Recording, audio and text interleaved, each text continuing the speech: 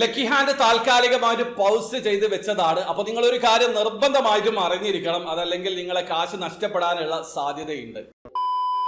Hello, അപ്പോൾ എല്ലാവർക്കും പുതിയൊരു വീഡിയോയിലേക്ക് സ്വാഗതം. ലക്കി ഹാൻഡ് താൽക്കാലികമായിട്ട് യുഎയിൽ പൗസ് ചെയ്ത് വെച്ചിട്ടുണ്ട്. ഇപ്പൊ ഇന്റർനാഷണൽ കസ്റ്റമേഴ്സിനാണ് അവർ റൺ ചെയ്യുന്നത്. ആ കാര്യം അറിയിച്ചുകൊണ്ടുള്ള ഒരു വീഡിയോ ഞാൻ ചെയ്തതാണ്. ഇപ്പൊ ഈ വീഡിയോയിൽ അതല്ല പറയുന്നത്. ഇപ്പൊ യുഎയിൽ താൽക്കാലികമായിട്ട് ലക്കി ഹാൻഡ് പൗസ് ചെയ്യുന്നത് വരെ നിങ്ങൾക്ക് കിയോസ്ക് വഴിയും ഓഫ്ലൈൻ സെയിൽ വഴിയും, അതായത് കാശ് പേയ്മെന്റ് ചെയ്തിട്ട് നിങ്ങൾക്ക് ലക്കി ഹാൻഡിന്റെ ടിക്കറ്റ് പർച്ചേസ് ചെയ്യാനുള്ള ഒരു അവസരം ഉണ്ടായിരുന്നു. അത് അവർ സ്റ്റോപ്പ് ചെയ്തിട്ടുണ്ട്.